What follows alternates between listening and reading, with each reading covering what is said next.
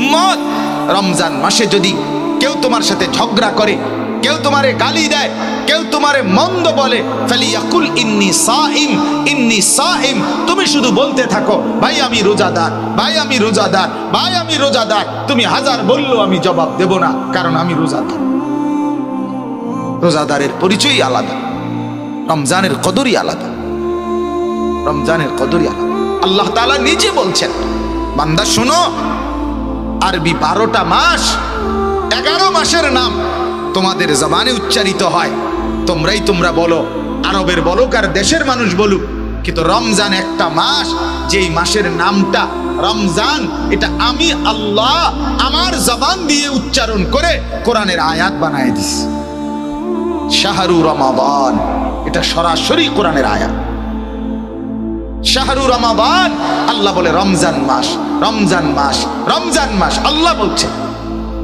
অতএব আমার কথা একটাই, আমার অনুরোধ, আপনারা আপনাদের বিবিদেরকে, আপনাদের ছেলে মেয়েদেরকে আল্লাহর ওয়াস্তে এই রমজানে বাজারে ছাইলেন।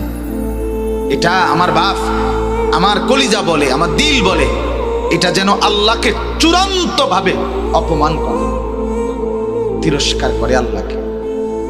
যে মহিলা বাজারে যায় রমজানে, মার্কেটকে মার্কেট ঘুরতেছে, লুঙ্গির জন্য, জামার জন্য, প্যান্টের জন্য, জুতার জন্য, শাড়ির জন্য, গহনার জন্য, বিশ্বাস করেন ওই মা, ওই বোন, ওই স্ত্রী আল্লাহকে তিরস্কার করে, ঠাট্টা করে।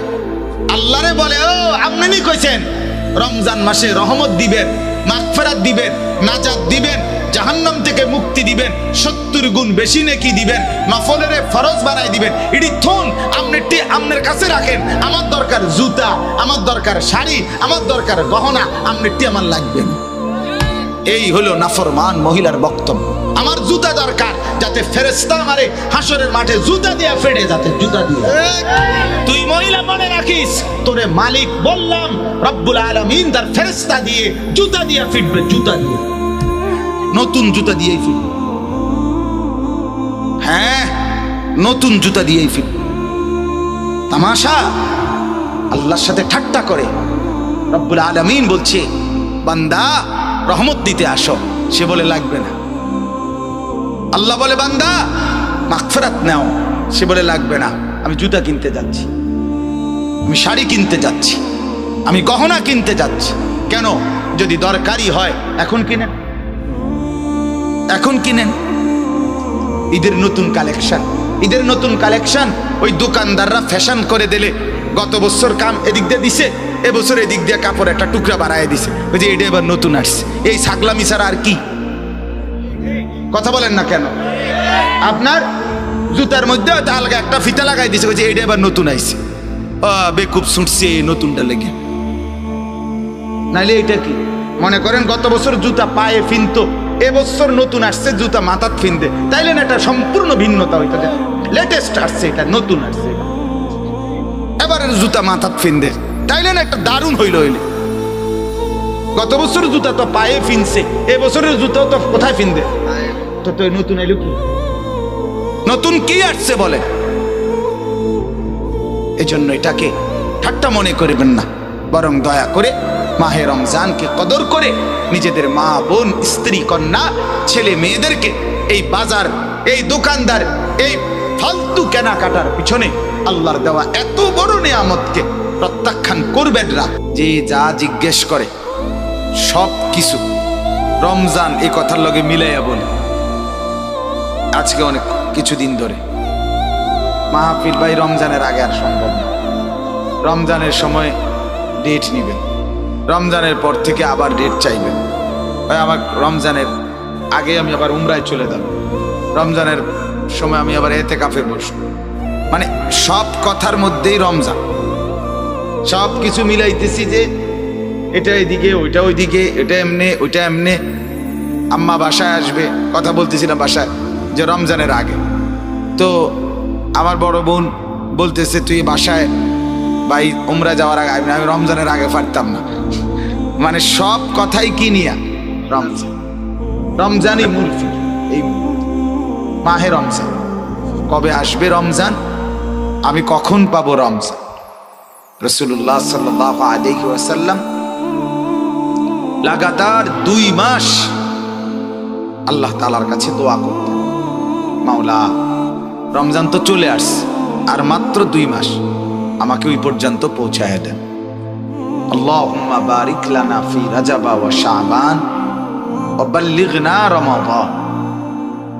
আল্লাহর কাছে নবী সাল্লাল্লাহু আলাইহি ওয়াসাল্লাম টানা 2 মাস এই দোয়া করতেন, আল্লাহ রজব এবং শাবান এই 2 মাসে বরকত দেন, রমজান পর্যন্ত পৌঁছিয়ে দেন। কি বরকত দেন? সব দিকের বরকত। এক ইমানদারের জন্য সব দিকের বরকত দরকার। হায়াতে বরকত দেন যাতে রমজান পেতে পারে, সুস্থতার বরকত দেন যাতে সুস্থ থেকে ইবাদত করতে পারে, হ্যাঁ, পেরেশানি থেকে বিরত থাকবার এর মধ্যে বরকত দেন যাতে করে এক মনে আপনারা ইবাদত করতে পারেন। রমজান তো আছে কিন্তু আমি বেঁচে নাই, তাহলে তো হইল না। আমি বেঁচে তো আছি, রমজানও আসছে কিন্তু অসুস্থ, বন্দিগি করতে পারলাম না, তাইলেও তো হইল না। সুস্থও আছি কিন্তু পারিবারিক অনেক পেরেশানি, বিভিন্ন মুখী যন্ত্রণা, যার কারণেও নীরবে ইবাদত করতে পারলাম না, তো এটাও তো মুসিবত। এই জন্য হার কিসিমের বরকত আল্লাহ যতভাবে হইলে আমি আপনার বন্দিগিটা নিরাপদে করতে পারবো, ইবাদত নিরাপদে করতে পারবো, সেইটা আপনার কাছে চাচ্ছি। এই জন্য নবী সাল্লাল্লাহু আলাইহি ওয়াসাল্লাম 2 মাস রমজানে যেন স্বস্তি, শান্তি, নিরাপদে বেঁচে থেকে সুস্থ থেকে যেন আল্লাহর বন্দেগী করতে পারে, এই জন্য 2 মাস আল্লাহর কাছে টানা দোয়া করতে। এর দ্বারা বোঝা যায় যে রমজানের কদর রাসূলুল্লাহ সাল্লাল্লাহু আলাইহি ওয়াসাল্লামের কাছে কি পরিমাণ ছিল, কি পরিমাণ ছিল। এই এক দোয়া থেকেই আন্দাজ করা যায় যে 2 মাস তিনি আল্লাহর কাছে বরকত চাইতেন। আল্লাহ হার লাইনে বরকত দেন। মনে করেন রমজান পর্যন্ত আমরা পৌঁছলাম, হায়াতও বেঁচে আছি, আমরা সুস্থও আছি, তো বাজারে যথাযথ পণ্য, রমজানের খাদ্য সামগ্রী বাজারে নাই, এটাও তো পেরেশানি। পেরেশানি কিনা বলে, বাজারে চিনি নাই, বাজারে পর্যাপ্ত পরিমাণ পেঁয়াজ নাই, বাজারে পর্যাপ্ত পরিমাণ তরকারি নাই, ছোলা নাই, বুট নাই, ইত্যাদি ইত্যাদি ধরে নেন, তাইলেও পেরেশানি কিনা বলে। আল্লাহ বাজারে চলাফেরায়, উঠা বসায়, ঘরে পরিবারে সর্বত্র বরকত দেন। নবীজি এই দোয়া করতেন। আমি তো সুস্থ আছি কিন্তু আমার স্ত্রী অসুস্থ রমজান, তাইলেও তো পেরেশান। আমি তো সুস্থ, আমার স্ত্রীও সুস্থ, কিন্তু আমার ছেলেটা বা মেয়েটা সে অসুস্থ হাসপাতালে, তাইলেও তো পেরেশান। তাইলে আল্লাহ তাআলার কাছে নবী সাল্লাল্লাহু আলাইহি ওয়াসাল্লাম 2 মাস টানা, ভাই প্যান্ডেলের ভিতরে বুট খাবেন না, দয়া করে আমার অনুরোধ দোস্ত, আমি একেবারে অনুরোধ করছি। গাফেল আল্লাহর দুশ্মন, আমারও দুশ্মন। খামখেয়ালি মানুষকে বলে কোনো লাভ নেই। এই জন্য পাশাপাশি এক ভাই আরেক ভাইয়ের সাথে কথা বলেন। ছেলেরা, বাবা তোমার অসুবিধা লাগলে তুমি বাইরে গিয়ে কথা বলো, তুমি শিক্ষারও, আমার কোনো অসুবিধা নেই, কিন্তু এখানে বেয়াদবি করার কোনো সুযোগ নেই। সোজা কথা, একজন শুনুক, কোনো আপত্তি নেই। আমি আজীবন এই তবিয়তের মানুষ যে কোনো সময় সংখ্যা গুনি না। অনেক মানুষ দেখে লাভ মারছি এমন কিছু না, কম না বেশি সেটা আমার দেখার বিষয়। আমার মালিকের কথা বলার জন্য বলা, আল্লাহর কথা বলতে বসছি। এজন্য একজন কথা বলবেন, একজন বুট খাবেন, একজন পাশের জনের সাথে একটু কথা বলবেন, একটু আল্লাহর কথা শুনবেন, হবে না দোস্ত। আল্লাহর কোরআন এটা তুমি বাংলা বই মনে করো, এটা অঙ্ক ইংরেজি বই মনে করো না, ওটা পৃথিবীর সমস্ত পড়া একত্র করলে কোরআনুল কারীমের এক অক্ষরের কোণার কাছেও আসতে পারে। কোরআনুল কারীমের সামনে পৃথিবীর সব, এই বাংলা, অঙ্ক, ইংরেজি, পদার্থ, জীববিজ্ঞান, রসায়ন বিজ্ঞান, উচ্চতর গণিত যা আছে, এগুলো 2 পয়সার মূল্য রাখে না কোরআনের সামনে। হ্যাঁ, ওগুলোর জায়গায় মূল্য, কিন্তু কোরআনের সাথে তুলনা করলে ওর একটারও কোনো এর কাছাকাছি ন্যূনতম কোনো মূল্য নেই। দামি একমাত্র আল্লাহর কোরআন। অতএব তুমি এটাকে দোস্ত ফালতু বিষয় মনে করো, ফালতু বিষয় মনে করো।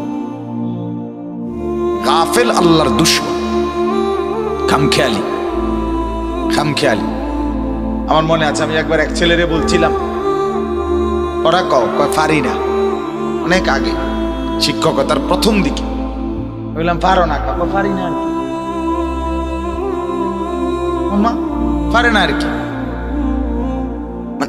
এরম ডাকাত কি হয়, পারি না। এই যে বেয়াদব, কত বড় বেয়াদব, এই অসংখ্য ছেলে পেলের হালাতে কি এরম করো, এরম করি আরে আমনের কি খারাইয়া তুমি দাঁড়াইয়া এরম দাঁড়াইয়া রয়েছি আমনের কি বুঝছেন না কথা? তুমি যে এই মেয়েটার পিছনে পিছনে হাঁটতেছো, কি হাঁটতেছি, আপনার অসুবিধা কি?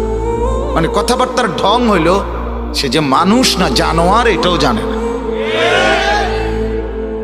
খবরও নাই। হ্যাঁ, ভাবসাব মনে হয় অসুবিধা কি, আমার নিজেকে খুব বুদ্ধিমান ভাবে। আরে নাফরমান তো বুদ্ধিমান না বাপ, নাফরমান বোকা হয়, নাফরমান অপদার্থ হয়, বোকাই হয়। আল্লাহ নবী সাল্লাল্লাহু আলাইহি ওয়াসাল্লাম বলেছেন, আল কাইয়িসু মান দানা নাফসাহু, যে নিজের হিসাব করে, ওয়া আমিলা লিমা বা'দাল মাউত, মৃত্যু পরবর্তীর জন্য আমল করে, আল কাইয়িস, তাকেই বুদ্ধিমান বলে। আল কাইয়িস, সে বুদ্ধিমান। ওয়াল আজিজু মান আতবা নাফসাহু হাওয়াহা, নবীজি সাল্লাল্লাহু আলাইহি ওয়াসাল্লাম বলেন, এবং অক্ষম, অপদার্থ, দুর্বল, ব্যর্থ, অথর্ব, যে তার মনের ইচ্ছা মতো চলে। হাদিস, ওয়া তামান্না আলাল্লাহ, চলে নিজের ইচ্ছা মতো আর আশা করে আল্লাহর কাছে। আল্লাহ, মুখে বিড়ি, আল্লাহ ভরসা, আল্লাহ ভরসা, পকেটে হারামের টাকা, আল্লাহ ভরসা, ঘরে রঙিন টেলিভিশন, আল্লাহ ভরসা, চেহারায় দাড়ি নাই, আল্লাহ ভরসা। কি আল্লাহ ভরসা, কি উপরে কি করতে চাইছেন আপনি? আল্লাহ তাআলা নাফরমানির উপরে আল্লাহ ভরসা, এটা আল্লাহ বলছেন। কথা বলেন না কেন? আপনি মিথ্যে বলবেন, আল্লাহ ভরসা। আপনি ওজনে কম দিবেন, আল্লাহ ভরসা। আপনি নাফরমানিতে ডুবে থাকবেন, আল্লাহ ভরসা। এটা আল্লাহ বলছেন, এটা রাসূল বলছেন, কোন আলেম বলছে আপনাকে? কেমনে বললেন এটা আল্লাহ ভরসা? আল্লাহ ভরসা তখন মুমিন গুনাহ ছেড়ে দেয় যখন, মুমিন আর করবে না এই ওয়াদা দেয় যখন, মুমিন লজ্জিত অনুতপ্ত হয়ে মাফ চায় যখন, তো আল্লাহ তাআলা বলে, আমি ভরসা, আমার উপর থেকে নিরাশ হইও না, সব মাফ করে দিন। শর্ত হলো ছেড়ে দিতে হবে, শর্ত হলো আর করবা না, ওয়াদা দিতে হবে, শর্ত হলো লজ্জিত হয়ে মাফ চাইতে হবে, মাফ চাইতে হবে। বিড়ি খাইতে খাইতে আস্তাগফিরুল্লাহ, চা দোকানে বসে টেলিভিশন দেখে, মুখে বিড়ি, আস্তাগফিরুল্লাহ, আস্তাগফিরুল্লাহ, ইডি নিও মানছে অন দেশটা বুঝি এই নি চলতে আছে। এবার আস্তাগফিরুল্লাহ, আমনের আস্তাগফিরুল্লাহর উপরে আস্তাগফিরুল্লাহ, বুঝেন না? আপনি যে আস্তাগফিরুল্লাহ কইছেন, এটার রূপে কি আস্তাগফিরুল্লাহ? এটা কি ধরনের আস্তাগফিরুল্লাহ হলো? আমাদের করাচি হযরত রাহমাতুল্লাহ আলাইহি, বিশ্ববিখ্যাত বুজুর্গ ছিলেন, আরিফ বিল্লাহ হযরত মাওলানা শাহ হাকিম মোহাম্মদ আখতার রাহমাতুল্লাহ আলাইহি। তো ওনার একটা ঘটনা আছে, উনি একবার বলছেন, হজে যাইতেছেন উনি পাকিস্তান থেকে। তো ওনার সাথে আরো একজন পাকিস্তানের শেঠ মানে বড় ব্যবসায়ী, পাকিস্তানের বড় একজন ব্যবসায়ী, ধনাঢ্য ব্যক্তি, উনি ওনার সাথে সিটে বসা, একসাথে ওনার সাথেই যাচ্ছেন হজে, এহরাম পরা। তো বিমানের মধ্যে যে মহিলারা থাকে, বিমানবালা, এরা অনেক সুন্দরী হয় এবং এদের কাপড় অর্ধেক কোম্পানি দিছে, যে দূর কিনছে, সেটা তো আর তারা করতে আনবো, কথা বুঝেন? এই জন্য অর্ধেক। হ্যাঁ, তো কোম্পানির হয়তো আরো খরচ আছে, সব মিলাইয়া কাপড়ের বরাদ্দ দূর দিছে, দূর পিনছে। তো এই অল্প অল্প কাপড় পরে এরা আপনার এই খেদমত করে, মানে অর্থাৎ বিমানের সেবা করে। এই মহিলাগুলো অপরূপ সুন্দরী। তো এই বেচারা ওই শেঠ ব্যবসায়ী, উনি হজরতের পাশেই বসা। তো এই মহিলারা তো আসতেছে যাইতেছে, উনি হজরতকে বলতেছেন, হজরত হজরত দেখেন দেখেন, আস্তাগফিরুল্লাহ আস্তাগফিরুল্লাহ, মহিলাগুলোর কাপড় চোপড়ের কি অবস্থা। তো হজরত তখন বললেন, আরে ভাই, তোমার আস্তাগফিরুল্লাহর উপরে আস্তাগফিরুল্লাহ, পহলে তো নজর হটাও ফির তো আস্তাগফিরুল্লাহ পড়ো। আগে তো কি সরাও? নজর সরাও। তুমি যে আস্তা বাড়ির দিকে ছাইয়া রইছ, ছাইয়া ছাইয়া কয় আস্তাগফিরুল্লাহ আস্তাগফিরুল্লাহ। দেখছেন নি কারবার কি দেখতে? তুমি তো দেখেই রইছ, তাহলে এইটা নিয়ে আস্তাগফিরুল্লাহ কোন? এই জন্য হযরত বললেন যে তোমার আস্তাগফিরুল্লাহর উপরে কি? আস্তাগফিরুল্লাহ পেহলে তো নজর হটাও, আগে তো চেহারা সরাও, আগে মহিলার থেকে নজর নামাও, ফের পড়ো আস্তাগফিরুল্লাহ, এরপরে পড়ো তুমি কি আস্তাগফিরুল্লাহ, তাইলে না? এজন্য বাপ রাগ হইয়েন।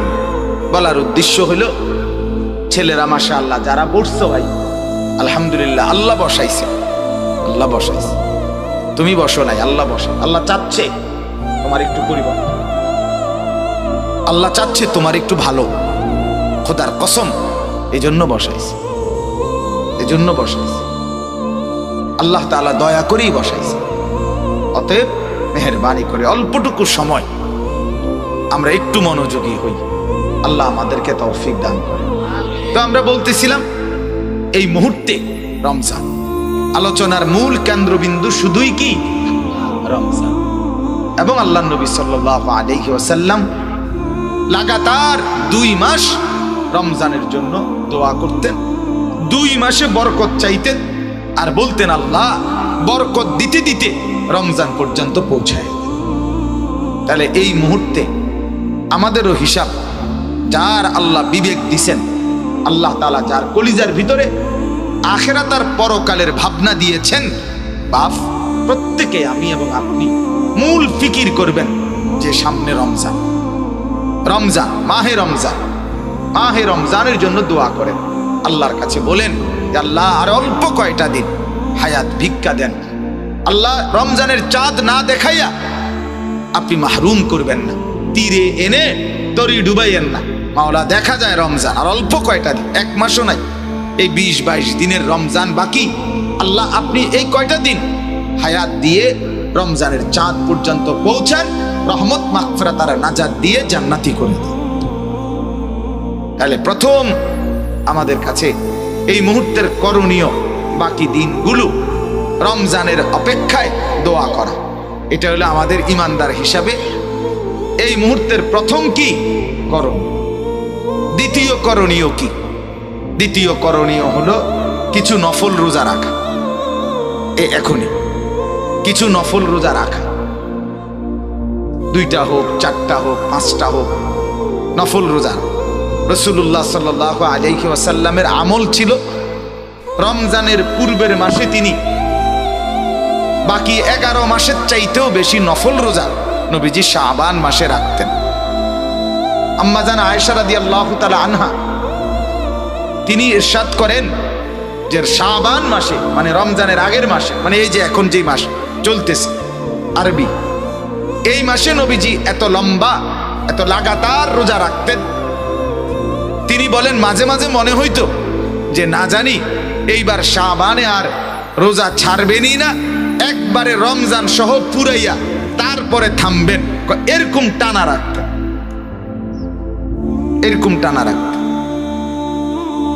আমার এক ঘনিষ্ঠ মানুষ, দাওয়াত ও তাবলীগের সাথী, কুমিল্লা ক্যান্টনমেন্টের ডাক্তার সাহেব, আলহামদুলিল্লাহ, বলতেছে হুজুর আমি নিয়ত করছি, যেদিন বলছে সেদিন বলতেছে 33টা রোজা হয়েছে লাগাতার, নিয়ত করছি রমজানের আগে 60টা রোজা পুরা।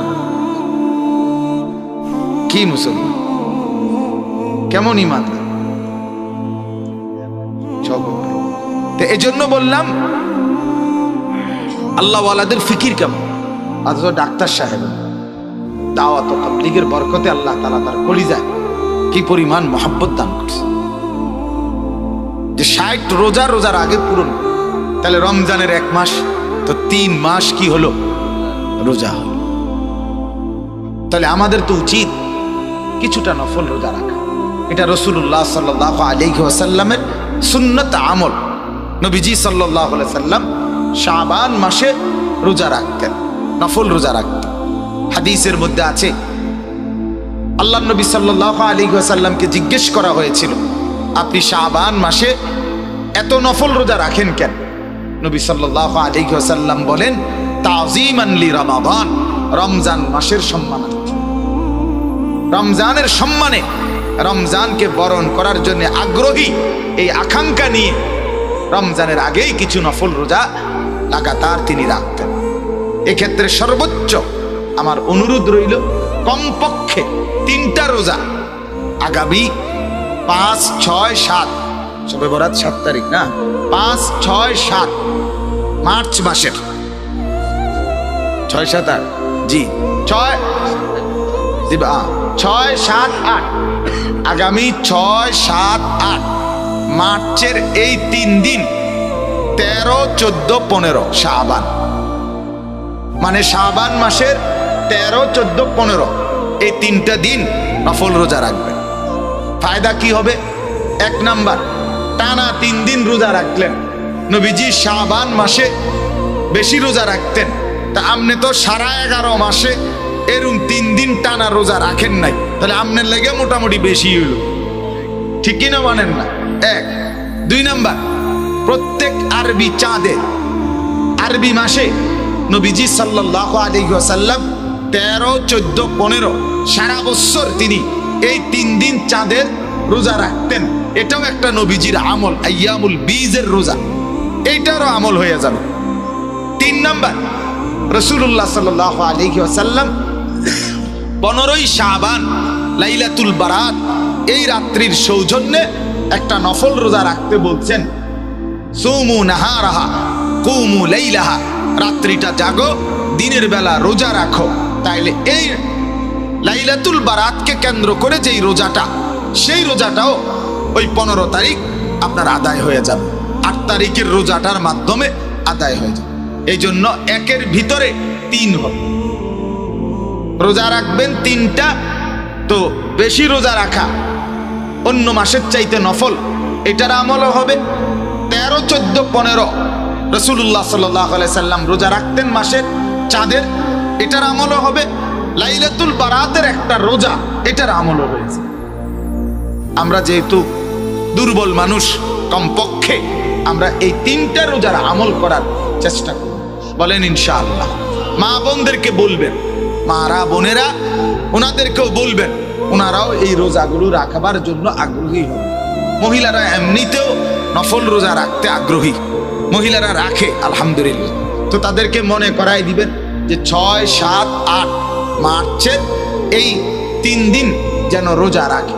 অর্থাৎ আগামী শনিবার হইল 4 তারিখ, তাইলে 5 তারিখ হলো রবিবার, 6 এই সোম মঙ্গল বুধ, সোজা হিসাব আগামী সোম মঙ্গল বুধ এই 3 দিন আপনারা রোজা রাখার চেষ্টা করবেন।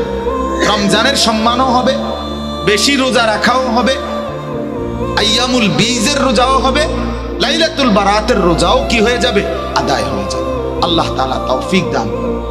এবার আসেন 3 নাম্বার করণীয় হলো, রমজান মাস যখনই আসবে তো আল্লাহ তাআলার ইবাদতের মধ্যে লেগে যান।